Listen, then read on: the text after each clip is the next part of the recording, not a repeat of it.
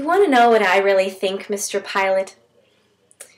I think this whole story about you hemming and hawing about what to do with Jesus is just a load of made-up crap written by Jewish Christian evangelists seeking to broaden the appeal of the Jesus story to the Roman Empire. There is nothing that we know about you, Mr. Pilot, absolutely nothing that suggests for even a second that you would even have a passing hesitation about putting any Jew to death, let alone a revolutionary figure like Jesus, who was being proclaimed the Messiah, who had entered the city of Jerusalem to crowds of cheering supporters, and who had the very next day incited a riot at the temple.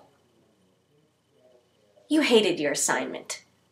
You hated Judea. And Mr. Pilate, you hated Jews. Hated them. You hated them because they contested you. You hated them because they fought back. You hated them because they clung to their religious beliefs and were willing to die for them.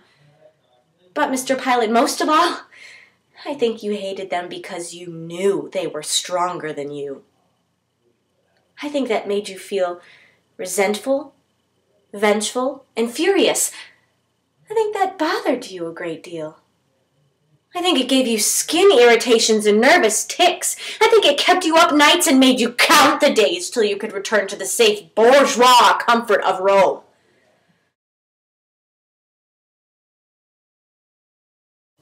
Please, I've made up my mind, and all of you put together can't stop me. I'm through with the stage, and I'll tell you why if you want to know. I'm not going to have it mess up my whole life. Do you know what he did? He walked right out of the room.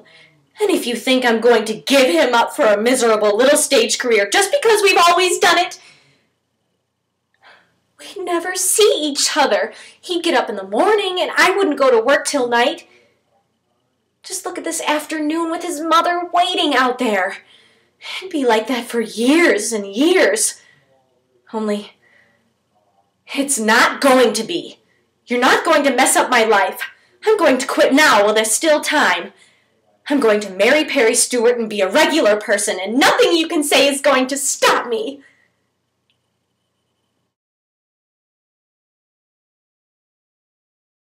Everyone in this cast is a dud. But what am I supposed to do? What do I do? I've slipped them everything. Laudanum, Reds, single malt with Valium, Mandrake with psilocybin. All the stuff that has famously assisted the creative process. Sure, there's been the visions and the vomiting and the 3-hour stream of consciousness note sessions, but basically zilcho.